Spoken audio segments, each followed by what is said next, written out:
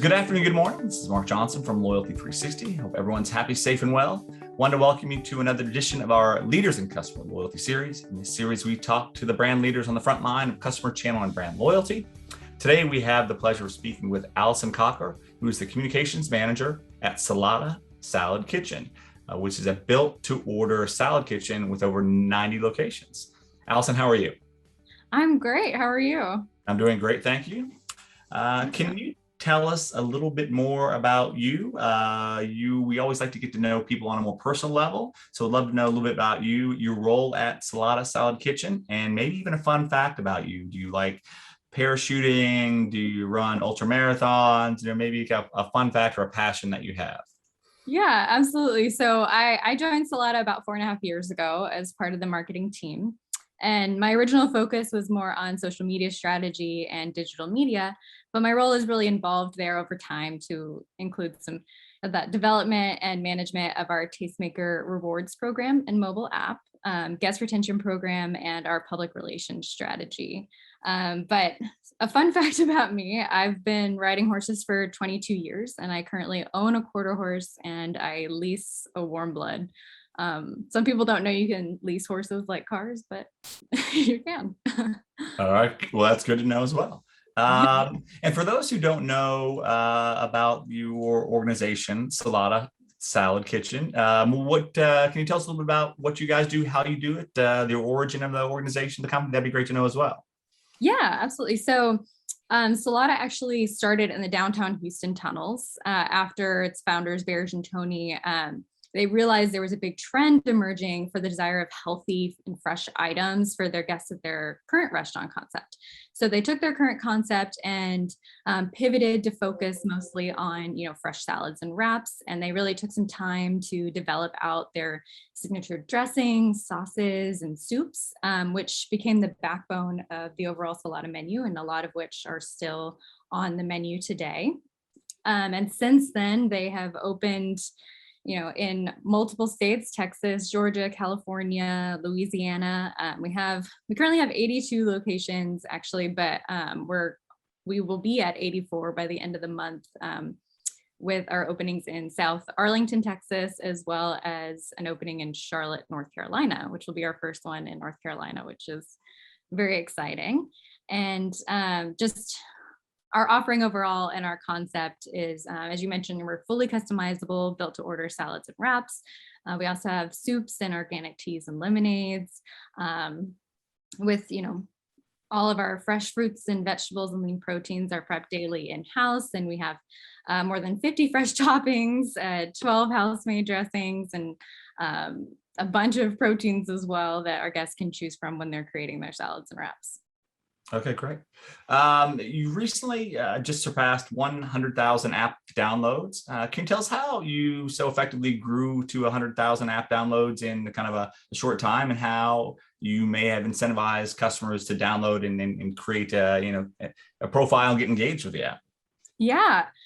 So we were really, really excited to hit that milestone within the first year.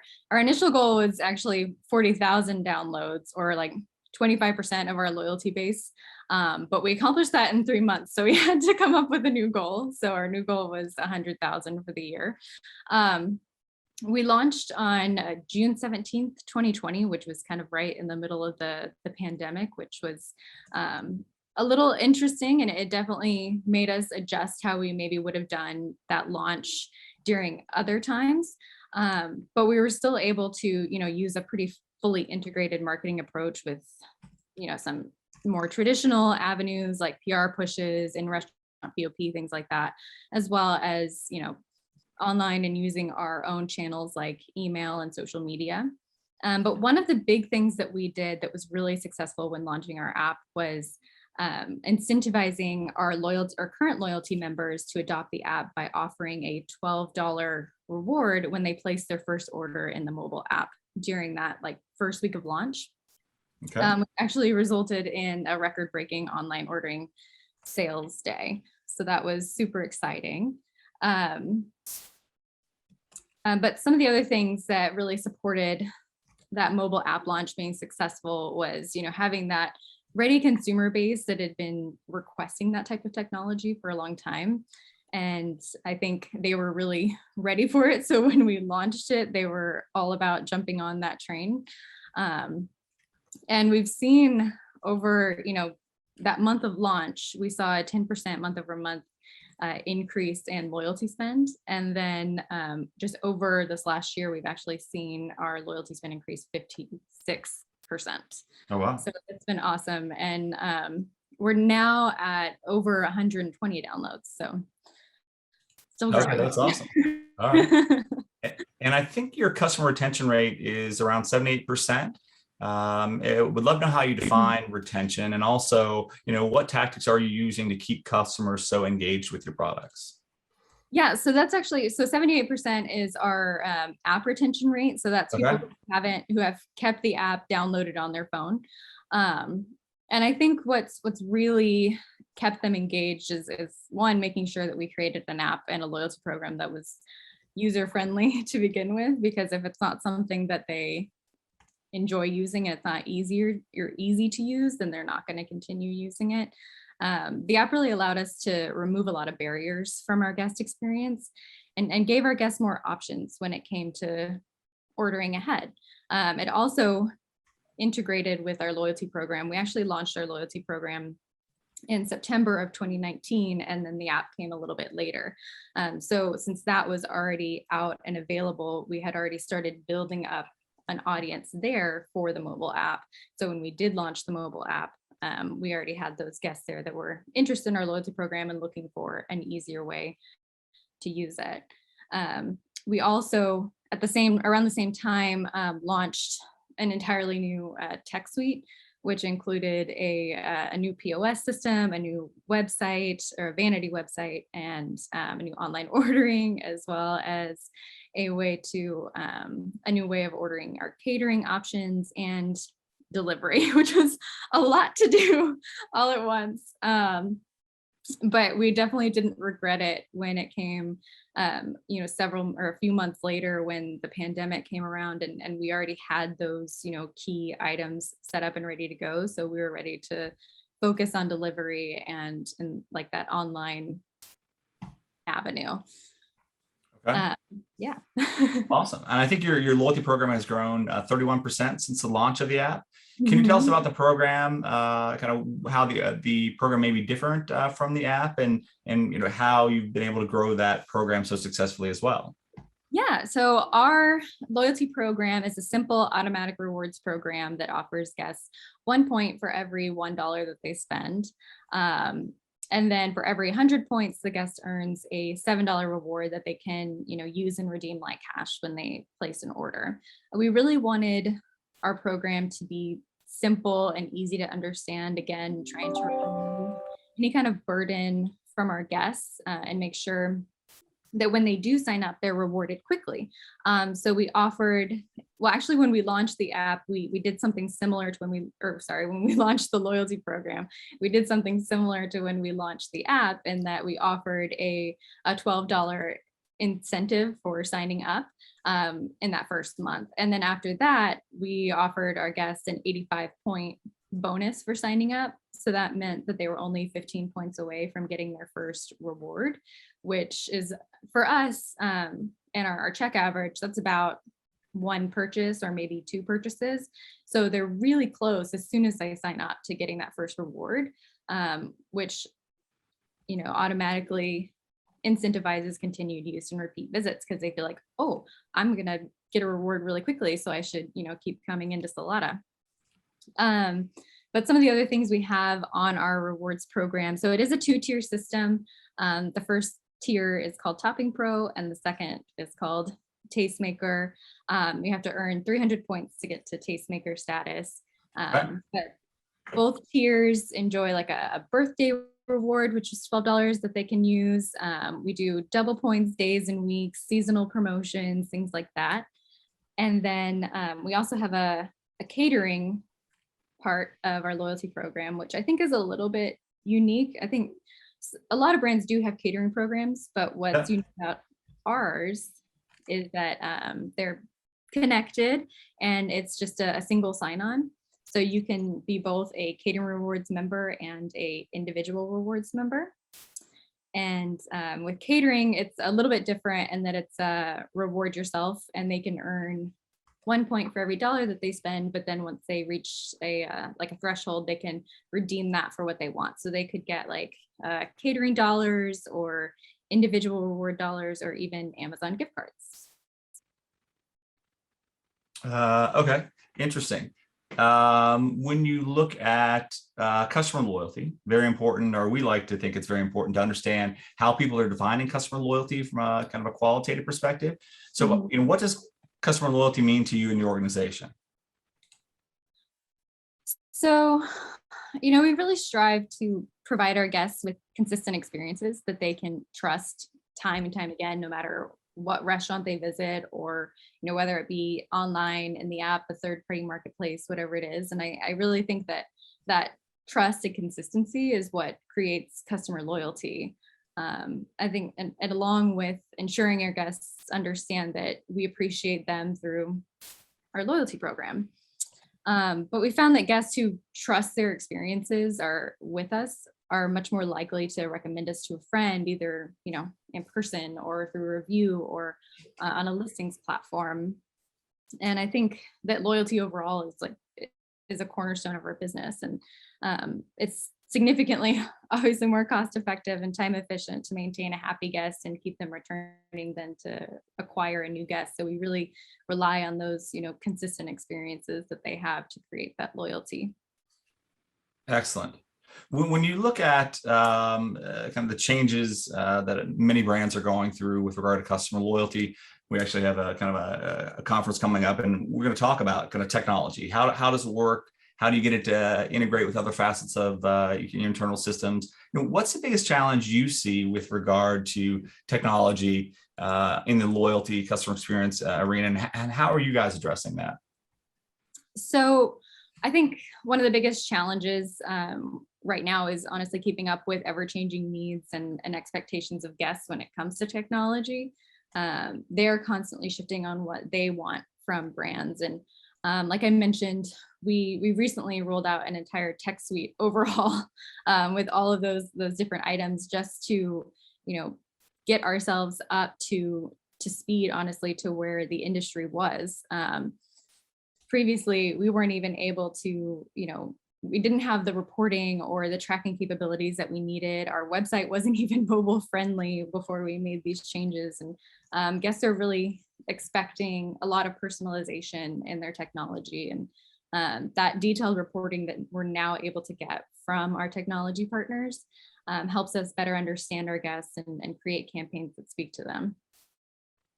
Okay, that's awesome.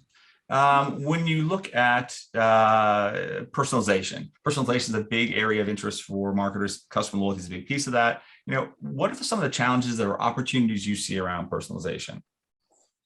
So our concept overall is based on personalization. When you think about it, because it's customizable salads. It's anything and everything that you could possibly want. But one of the biggest challenges we're currently facing when it comes to our loyalty program really is scalability and a limited ability to drill down into our customer behavior. Since we are working with multiple vendors for technology, we've been a little limited by their APIs at times. But I will say the vendors that we've chosen to work with have been great about constantly working to update their APIs so that we can get more visibility into what our guests are ordering and buying.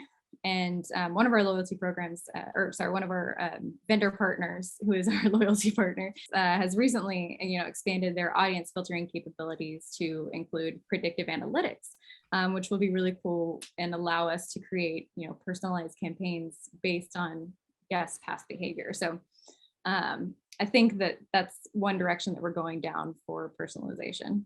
Okay. How partnerships are they something that are important to your organization from a brand side? So potentially partnering with a fuel store or fuel location or a hotel or a retailer. That's something that's kind of a growing area of interest from our marketers, and just wasn't sure kind of what you guys are seeing or doing with regard to partnership. So when you say partnerships, are you thinking more like third party like delivery partnerships or like Yeah, a third party delivery service or a promotion potentially with a Lego or doing something with Cinemark potentially from a bounce back offer, not a technology partnership, but more potentially on a delivery service or but more so, on a partnership with a Lego or something that you may do with Coke or Pepsi or what have you. Yeah. So we are on third party marketplaces. So we do partner with some delivery, and one avenue that we're looking to go down is partnering with companies that allow us to, bring our food into, business buildings or office buildings or apartments where we could, do like a one-stop shop kind of like delivery piece. But when it comes to like other types of partnerships with other brands, like nonprofit brands, we tend to stick with brands that fit within our brand pillars. And then outside of like nonprofit partnerships, we also make an effort to partner with like small locally owned businesses, especially when it comes to entering new markets. Okay. That's awesome. And when you look at data analytics and being able to create actionable insight out of it, you touched on that a little bit. It's a big challenge and huge opportunity to get the right data from a personally identified perspective and being able to leverage it. What are some of the challenges you face with regard to data and analytics and creating that actionability? Yeah. So I would say our biggest challenge is pulling all of that data together in aggregate right now. As you mentioned, we do work with multiple vendor partners, so it really takes quite a bit of time to pull all of that data together.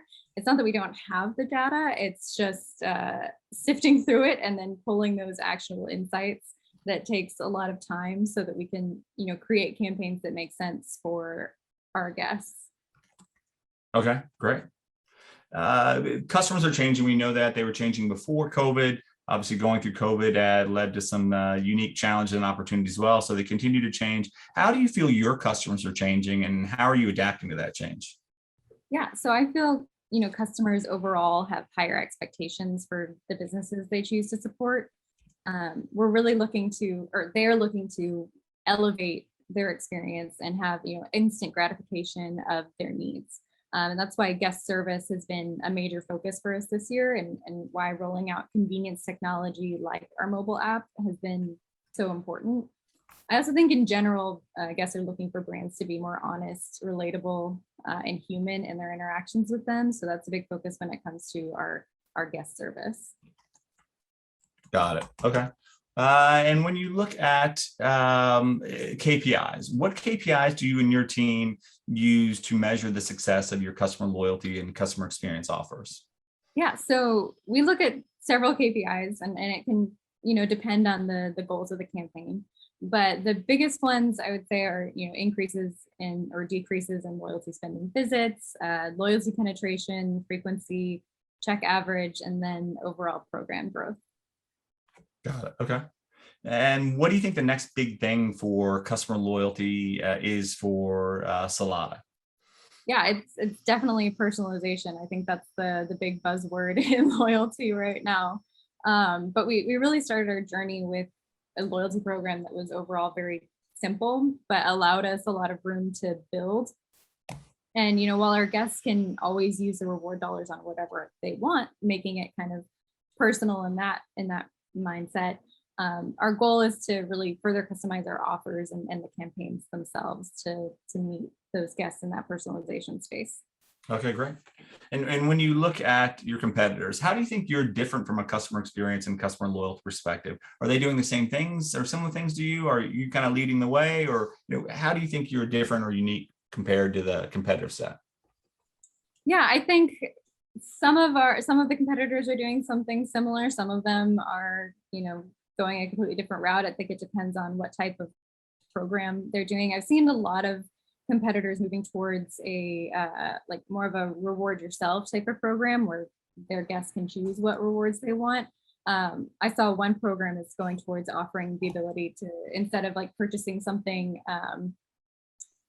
from the store or redeeming for something at the store, they can redeem for like sending their points or their money or whatever it is over to a charity that they support, which I think is really, really interesting. But I think for us, it's sticking with the ability to allow our guests to use the program in a way that works best for them. And I think that's kind of similar to how a lot of other companies are using their programs. But for us in particular, since we do keep it so simple and allow our guests to use their reward dollars on whatever they want in the store, it will always be, very personal to them. Absolutely. And last question we had, what can Loyalty 360 do to help you and your team with your customer loyalty journey? Yeah. So I think it's so important to learn and hear from other similar brands in the fast casual space, or even outside of restaurants altogether, about their, current best practices, struggles, wins even. You really never know what industry an innovative idea might stem from. And sometimes just hearing you're not alone in your trial and error processes can be a good, huge morale booster, because I think loyalty overall, and sometimes the restaurant industry, is a lot about trial and error. Yeah. But I think it's wonderful that loyalty industry leaders are willing to take that time out of their days to, share a little bit of their stories and hopefully help someone else who might be working through some of the same issues. Absolutely. Well, Allison, thank you very much for taking the time to talk to us today. It was very interesting to hear kind of what you're doing at Salata Salad Kitchen. That was not as familiar, but I think you seem to have a very unique approach to customer loyalty, and the passion that you have for the program, it seems to be great as well. So looking forward to hearing more from you and Salata Salad Kitchen throughout the next year. Absolutely. Thank you so much for your time today. I really enjoyed it. Okay, perfect. Thank you very much.